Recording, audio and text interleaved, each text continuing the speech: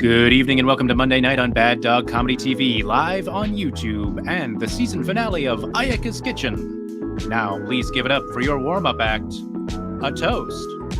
Hello everybody. How are you doing? Okay, season finale of Ayaka's Kitchen. So another day, another knock joke. Are you ready?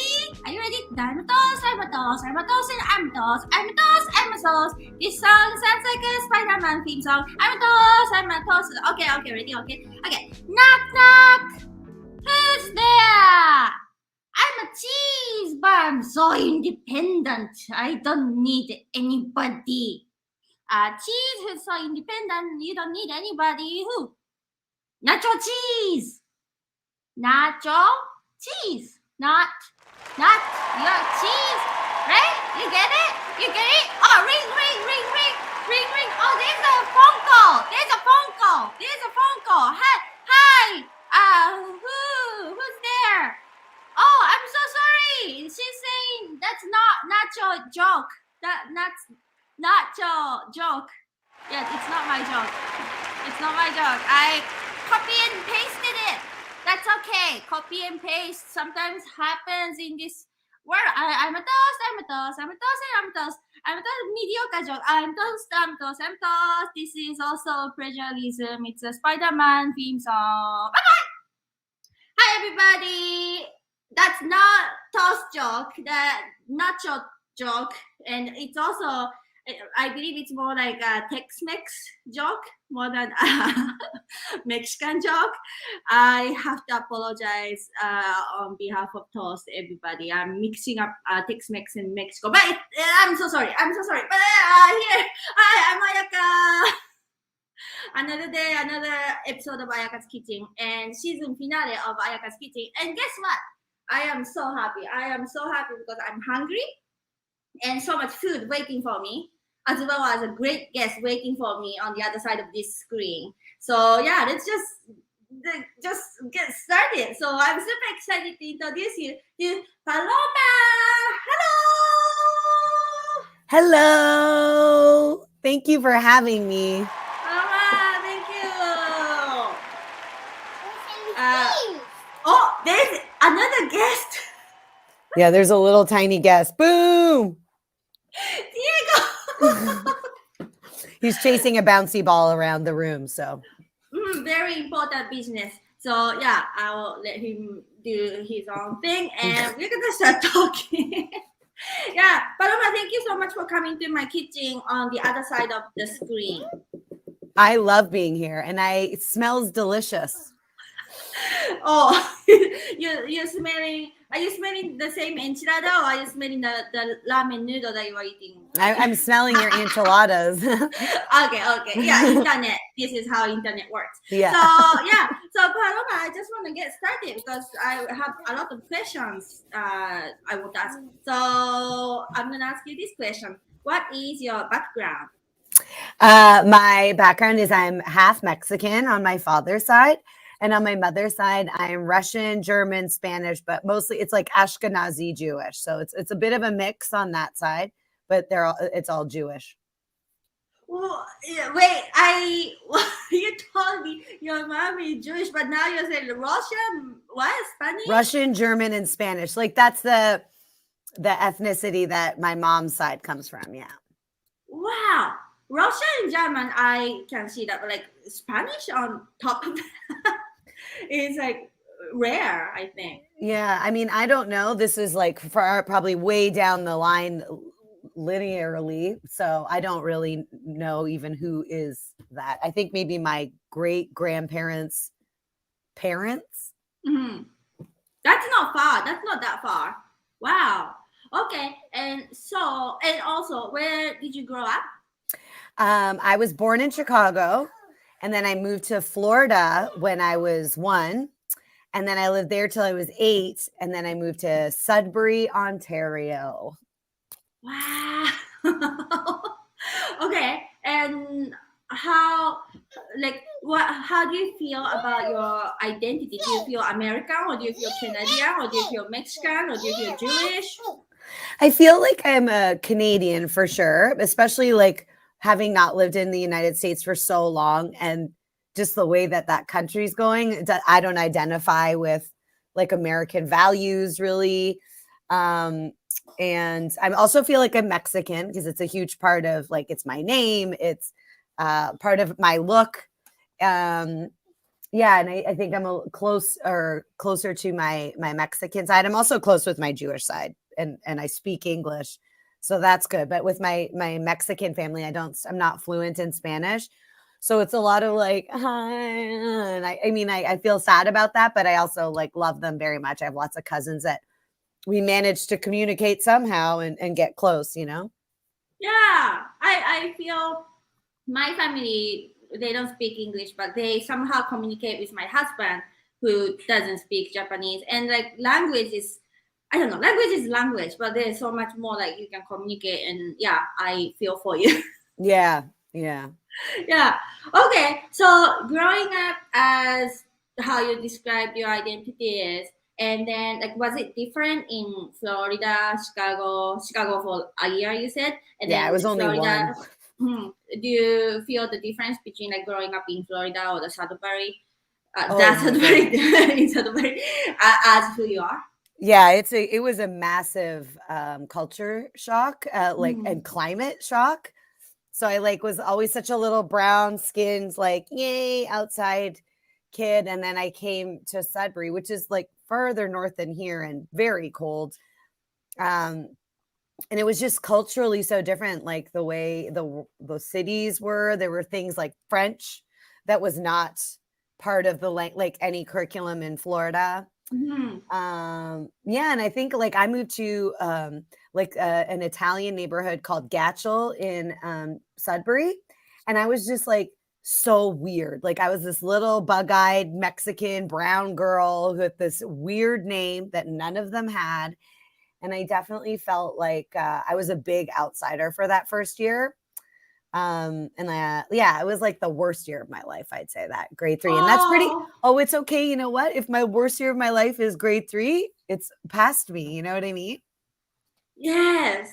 Wow. So far, knock on wood, that was the worst one. Let's hope it stays that way, because I don't want it to get worse. But it was just really, really hard moving into a new place, and then like snow, and the snow gets so tall, like it's taller than your car. So you'd feel like you're driving in like a weird maze. Yeah, at certain times of the winter. And like just wearing snow pants and snowsuits, like that's so foreign to a little Floridian kid who never experienced that.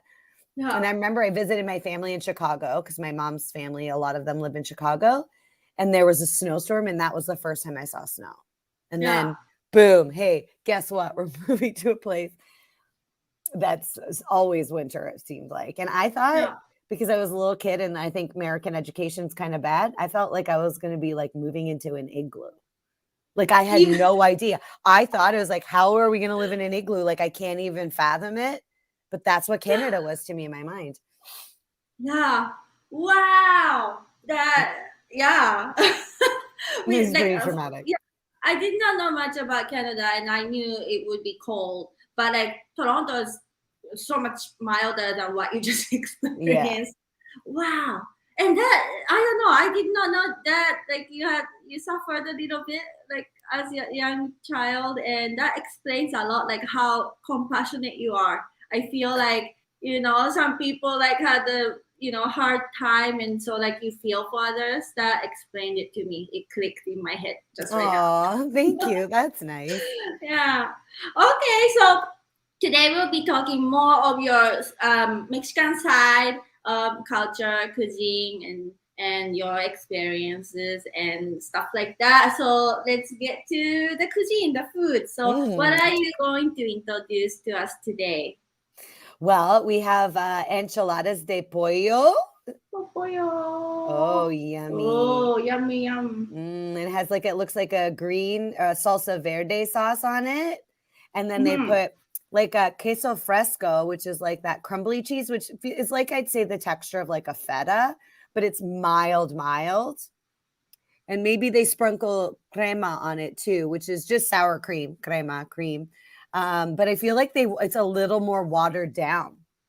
And so they'll put that on there. And then I see like the rice with a little bit of like, I guess, Spanish flavoring. And then frijoles, that's what we call it in Mexico, frijoles, but it's refried beans. And those look like refried pinto beans.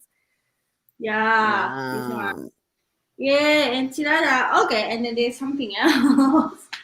Tell us what this is. We got vegetarian fajitas. Yeah. Oh, Tacos.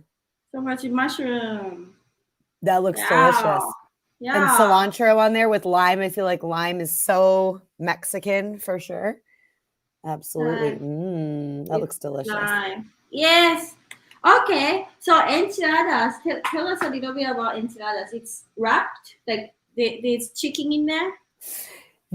So it's like a corn tortilla. You know what? I really think just like how pizza, I believe, was invented in Italian creation, it's like leftovers. I really feel like it's like a leftover thing, like a lot of those meals are.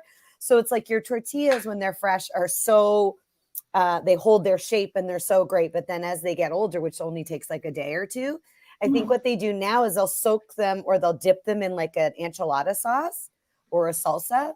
Yeah. To get it wet again.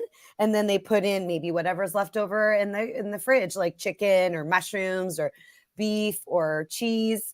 And then you roll it into a little like soft like tube, I guess. And then you put them all together in a tray and bake them. Yeah. So everything melts together. Yeah. But it seems like it's like a leftovers dish. That's good. That makes sense. It makes sense. And also it's so soft. I was gonna grab it and then cut it with knife, but it just like breaks apart. Like it will melt in my mouth. It's so soft. Okay. So yeah, like pizza, Mexican way of don't waste food and make it delicious. Leftover deliciousness. My family's always been that way. They always have like so many leftovers and they're not a wasteful family. Like you're not throwing out food. You're like using it for something else. It's very, I mean, I think a lot of people there, I'm sure there's a lot of wealthy people, but my family was a little more middle class. So they held on to everything. And my grandma was, I mean, she's still alive, but she's so much older now. I don't know if she cooks, but is an amazing cook. Oh, those are the best meals. Yeah. What does she cook? Like what was your favorite eating that she made? She would make meatballs and then inside is a little bit of a hard-boiled egg. Yes. Wait, it's a beef or pork or meat? It's probably beef and pork. I don't know. I know. Yeah, I have seen that. And then it's with like it's a tomato sauce, but it's like a spicy tomato sauce. So it doesn't resemble like an Italian marinara or anything like that. It's tomato based, but it's mostly spicy. And I remember when I went and they were like, as a kid, I was a kid when I would visit a lot, they'd be like, oh, the mild stuff for the kids or the gringos, because I'm still like an American to them. And they were like, oh, yeah, we'll give you the mild when we serve the meatballs. But then they always would give me the spicy. They would always do it on purpose, I think. Oh, yeah. Mexican food is like known for like lots of like spicy, like hot things. But is that like actual like that in Mexico too? Like not like Canadian Mexican food, like spicy, like they are actually spicy over there.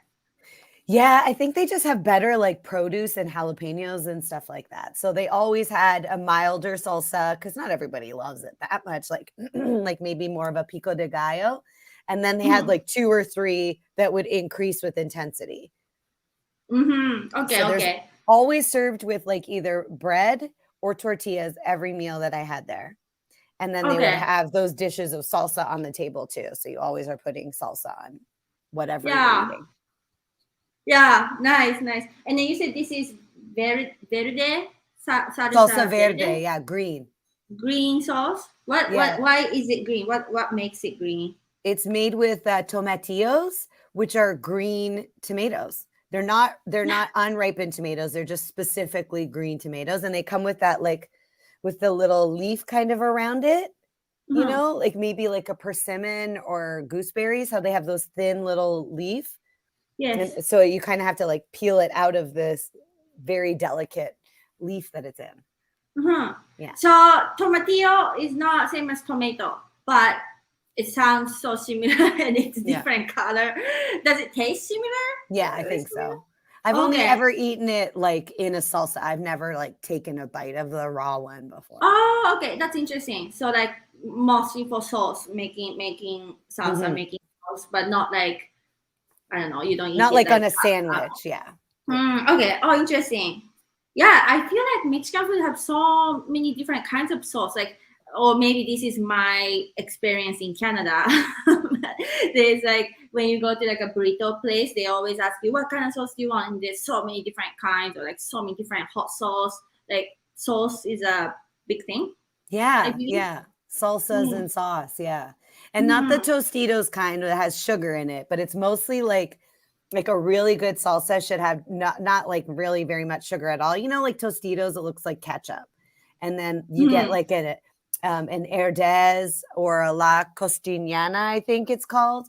And those are made like you can get them in like the Mexican food section where they have Old El Paso, which is Tex-Mex, but fine. But you get those and it's those are really tasty, those sauces. Yeah. You can get some with like chipotle or mole, which is like a cocoa based sauce. Yes, mole is like brown sauce, right? It's cocoa. Like cocoa powder? Yeah. I had no idea. Oh wow. So it's like a different taste if you're not used to it. And I find it's like a getting used to it kind of flavor. Yeah. I had no idea. Also, like sometimes like I go to a Mexican restaurant and they serve like hot chocolate with chili or like spicy and chocolate together. Is that an actual thing? Now you're talking about cocoa.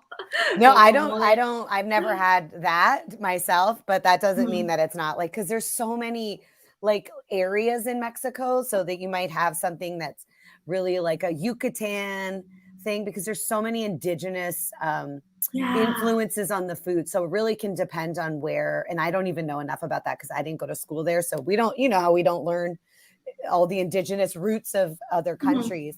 But yeah, there may be some like Mayan influences on there. There's probably even a lot of Spaniard influences.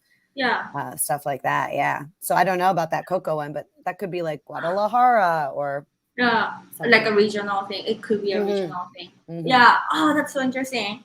And as you are growing up in a household of Mexican and Jewish, which kind of cuisine did you have more as like a daily, like regular food? Well, my mom, who is not Mexican, but married my dad. They got divorced when I was 4, so I didn't have a ton of experience living with a Mexican dad. But he also didn't cook. Very classic Mexican man. The gender roles are very like clear in that culture. I believe that they're changing as we all progress.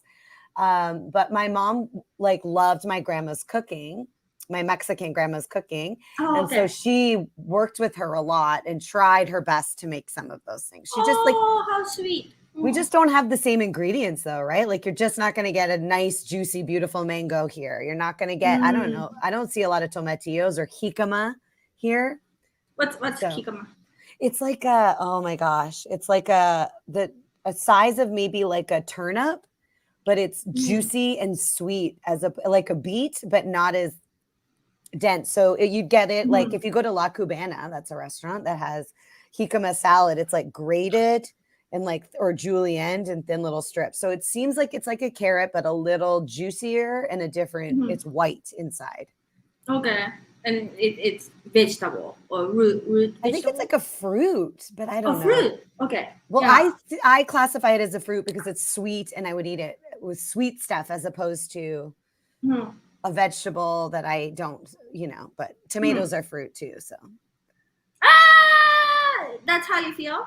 No, they are. They're fruits because they have seeds on the inside. Yeah, I don't know. I still want to believe tomatoes are vegetables, but that I could be wrong.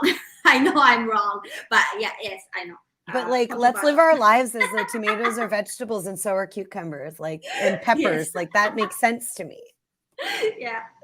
Okay. So So did you have lots of Jewish cuisine growing up? No. My mom was really agnostic. So we really didn't do anything traditional at all. So I was telling you earlier that I went to Israel when I was 26 because they have a birthright trip, which is a free trip to Israel for 10 days. And they take you around and they really do try to push, Jewish and Israeli, I don't want to say propaganda, but POV, about all of the the conflict that's going on in the Middle East. So they will talk a lot about that. They talk a lot about their Jewish history. And those were the first times I did things like have a Shabbat dinner, which is like a Friday night celebration where, you're not supposed to do any work. So you're not supposed to turn on lights or go on your phones or be on computers.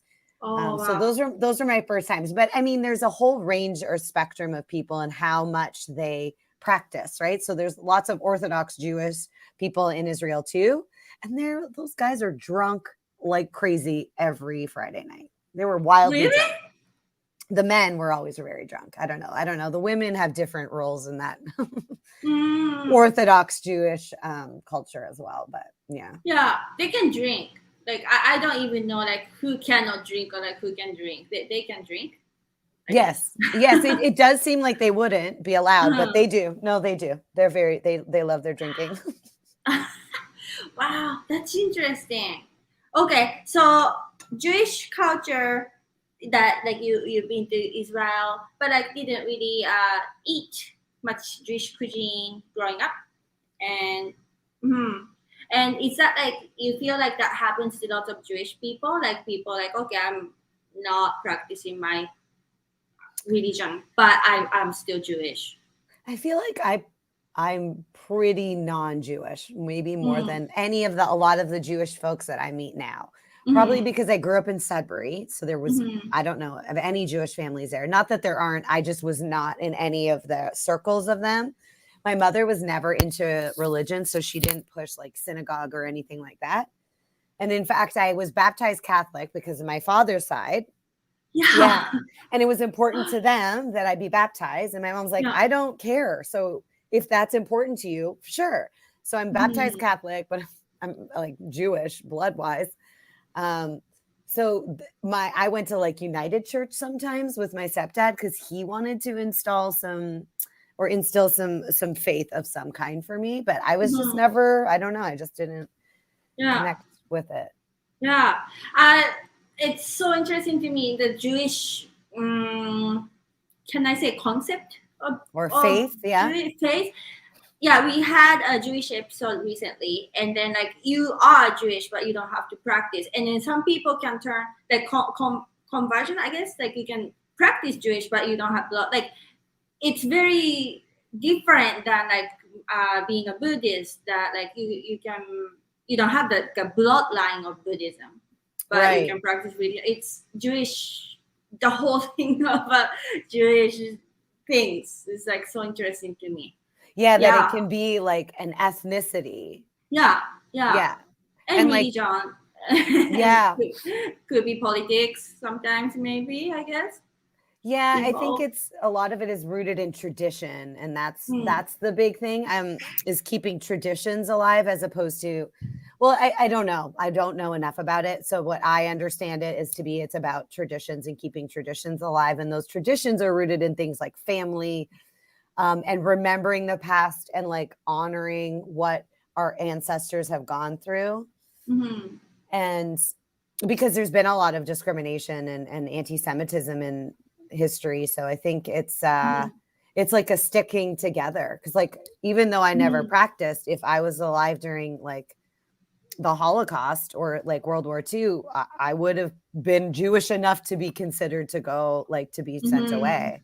So because of that, the rule for Israel is you can make aliyah, which means you can become a citizen of Israel just as long as you have at least one Jewish grandparent, because that was the criteria for Hitler to gather up Jews. So there's a place to go and like be safe, I guess. It's like come to Israel if things are bad, and if you're at least quarter Jewish, that was the qualification. So you can make aliyah and move there. Wow. Isn't that crazy? Yeah, that's wild. Yeah. Wow. Well, it makes sense. Like they want to protect your people is what it is. Yeah. Wow. Oh, such a interesting thing that I was so unfamiliar with like Jewish everything, and now like I have a little bit of knowledge because of this show. So interesting. Yeah. Thank you for sharing that. Yeah, no, I didn't even think I knew anything about it. So I'm thrilled to be able to share something about it to you. Amazing. And then for your Mexican side, how would you describe like the difference between like Canadian lifestyle, Mexican lifestyle? Like what do you see like the biggest thing? From my family and my experience, it's like intergenerational living. And so like all the families live together. You take care of your family as they age. I don't know what kind of like old age homes they have. I'm sure there are, but it's just like not a thing. Like my grandma's 92 or 93. I don't remember exactly. And she's at home and her daughters live with her. But they also, it's like your property is like walled off. So when you walk down the street, it's just walls. And then you go in a door, and then it's like everyone's property is kind of like, fenced off. So you have your own private outdoor space in your own like property line. Yeah. And so my family has like a house that kind of goes like a square. And so you can go in here, and then this one part of the house, sorry, I'm trying to put my hand in the screen, is where my grandma lives and her husband when he was still there. And then my aunt, Angeles. And then on the other side of the square is my Aunt Irma and her two sons and her husband. Oh, wow. Like the whole family, not just her. Yeah. So it's not like a house like what we live in, with a roof. It's more like they have their own separate building, an entrance, but each other is like so close. And it's all about like taking care of your family. They're pretty religious. My grandma's pretty Catholic-y religious, like always blessing me from the Father and the Son and all of that. Yeah. And I find here, like, it's not as closed off, but it's also not as family. Like, yes. At least not, I'm going to say like what I noticed from like white families here, like, but you'll start to see, as more immigrants coming here, like I believe like Indian families do this, and a lot of families like stay together. So it feels like the biggest cultural difference is that we kind of like push our elders away. We don't, have the support for each other too, for raising kids.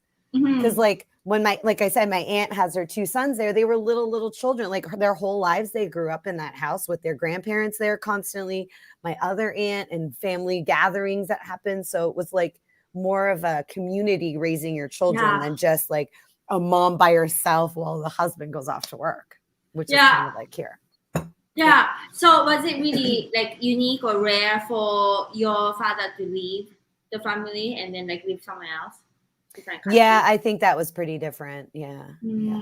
Wow, that's so true. Like even when I was still in Japan, I was told in North America people live like separately. Once you I don't know, have a partner, or like, you don't live with your parents. But I grew up with my grandparents, and my great grandma was still alive in the same house. We were like with my, like everyone, like 7 people live in the same house, 4 generations together. Yeah. So 4, wow. yeah, 4, yeah.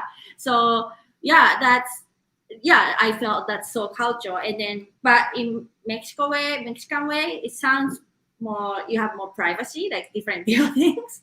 So I like that than just like living everyone together in one house. Yeah, it's not in one house. You have your own like part of your house, like an apartment in a bigger house, maybe kind of thing. Yeah.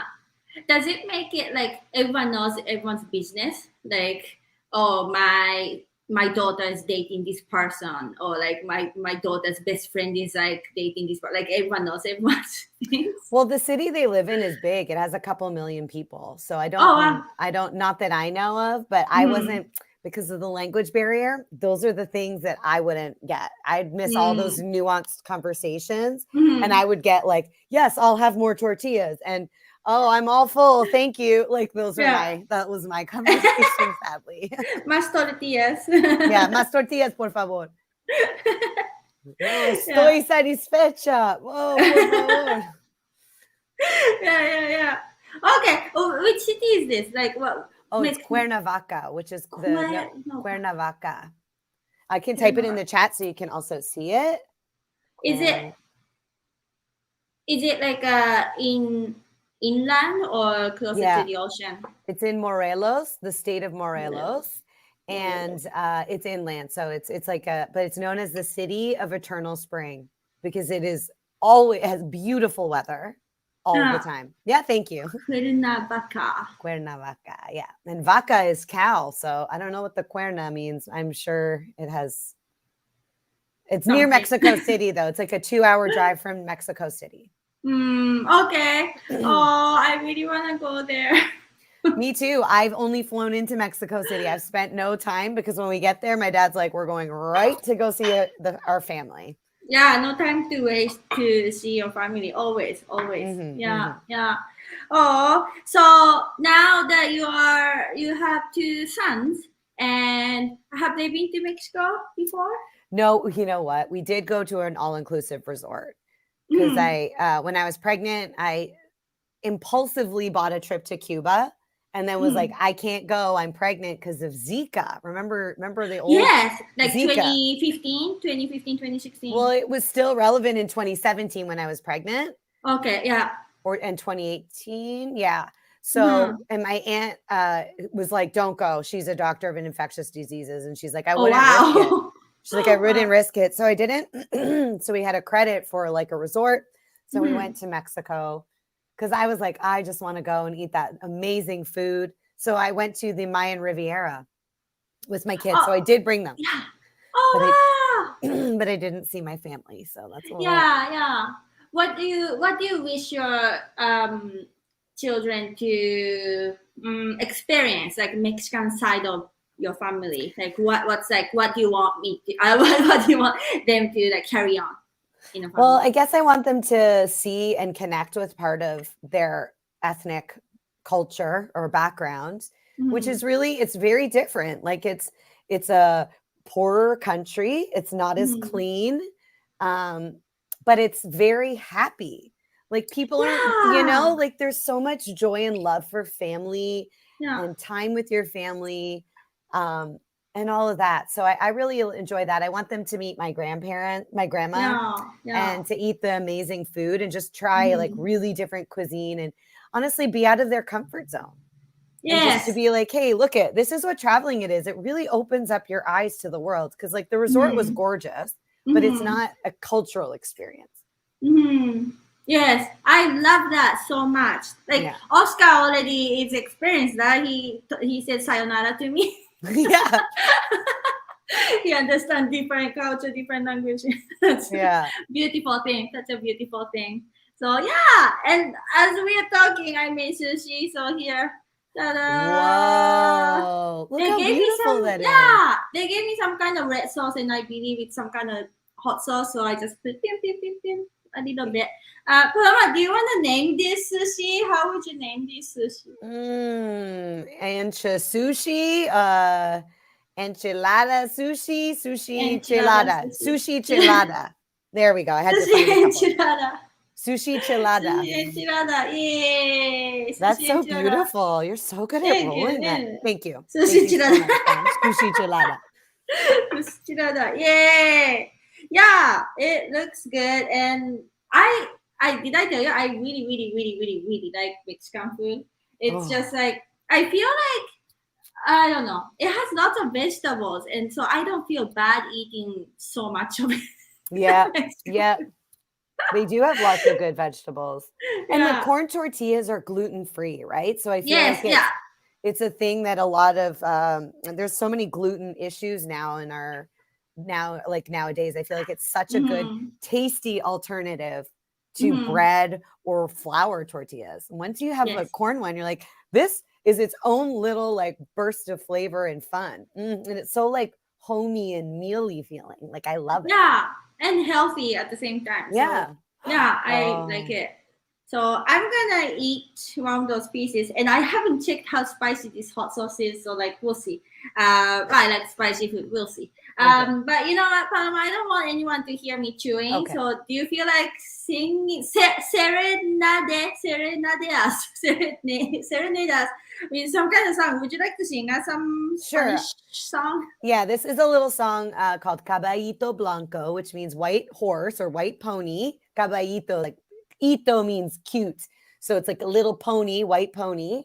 And it's a Chilean song that I learned because I played a Chilean little girl in a play. So I had to learn this. And it's all in Spanish, but I still am not fluent. Okay, ready? You're going to take a bite? Because it's not super long. I will. Itadakimasu, que aproveche. Itadakimasu. Okay, here we go. Caballito blanco, llévame de aquí. Llévame a mi pueblo donde yo nací. Tengo, tú no tienes nada. Tengo 1000 pesos en una cabaña. Una me da leche, otra me da lana, otra mantequilla para la semana. Thank you. I did mess up some words. I saw that. Otra mantequilla. Yeah. Thank you. It's been a while. Butter? Milk and butter. Are you talking about milk and butter? It's like Caballito Blanco. Take me to the place where I was born or the city I was born. Take me to Llévame a mi pueblo donde yo nací. Where tengo. I have. You don't have anything. Tengo. Tú no tienes nada. Tengo 3 ovejas. Ovejas are sheep. Tengo 3 ovejas para la semana. So they're 3 little sheep that give you milk, they give you butter, and they give you something else, which I can't remember. Aw, so let's trade. Like, I'll give you milk and butter, so bring me to a great place. Yeah. And it's like a cute little kid song with like silly stuff. So cute. And Seann just looked up what Cuernavaca means, and it means near the woods. Woods. Yeah, interesting. Yeah, spring wood. And guess what? This is delicious. Is it good? It is really good. And I want to try this hot sauce by itself because like I think it's spicy, but I couldn't really tell much. It could be just like a enchilada sauce, like a red. Oh, it is spicy. Okay. Oh yeah. It's really red. It's really red. Yeah. And they're like cheese and stuff. And then when you eat the sushi, are you dipping it in soy sauce too, and like wasabi, or are you just having it? I dipped in soy sauce. I do have wasabi, but I didn't put that in there because I was expecting this was gonna be spicy. But I have to try this. So you said the beans, refried beans. Yeah. This is like frijoles. That's how we say it. Frijoles, yeah. Frijoles. Good. And I want to try this like verde sauce. I'm sure it's inside of the third thing is the sheep gives wool. Look at Seann. Seann's on it. Yeah, it makes sense. He gives wool, he gives butter, he gives milk. Frijoles. Frijoles. Yeah. And the tomatillo. Did you say tomato? Sauce is like a little like sour. Yeah, I think it's like a little more tart. And then you add things like jalapenos and probably onions and garlic to it. Yeah. And then this queso fresco I will try. So if you ever get, it's very mild. It's just like a little bit of a something. It's not as salty as feta. But if you ever get tomatillos, I recommend like putting a little oil on them and then like grilling them. And then they get soft, but they get that smoky flavor. And then you take those grilled tomatillos and you blend them in a blender, and you can add jalapenos, some onions, some garlic, and that's your salsa. That sounds so good. Sounds so good. This is good. The queso fresco, so good. And crema. Very good. And I feel like you could even sprinkle the little bit of the cheese on your sushi, like how instead of the roe, you can have little queso fresco. Definitely. I will do that for this last 5 pieces. I'm gonna just like yum. I'm gonna eat them all. Yeah, it was delicious, and it was informative, educational, and it was so interesting. Like, you know, everyone has their own stories to tell, and it was just like, it's so unique and and educational. I learned a lot about different cultures. So Paloma, thank you so much for coming to my kitchen. Thank you for having me. This was a treat. And now I can't wait to have you in my kitchen one day so I can hear all about your culture and your growing up. I think that would be so fascinating. Thank you. And I'll make you some sushi for sure. Okay. Thank you, everybody. Here, another episode, the season finale of Ayaka's Kitchen. And here, right here is a donation link for Bad Dog Comedy TV. Bad Dog is a great place to be, and this is a great community, and we help each other, support each other in Toronto as well as all over the world now that this is on YouTube and everyone can watch it from Mexico, Japan, anywhere. So let's support Bad Dog. Donation. And don't forget to subscribe. Don't forget to like the video. Subscribe, subliminal message. Okay, great. Thank you, Sean. Sean's got it. Sean, thank you, Sean. Thank you so much. You keep this show running. Without you, this falls apart. So thank you, Sean. And everybody, thank you so much for watching this episode again. And hope to see you at some point, somewhere. So, Paloma, when you say goodbye or like, how do you say bye? Oh, I'm losing you. Do you want me to in Spanish, like in Mexican way? How do you say like bye? Like adios. Adios. Okay, Paloma, thank you so much. Muchas gracias. Adios. Gracias. Adios.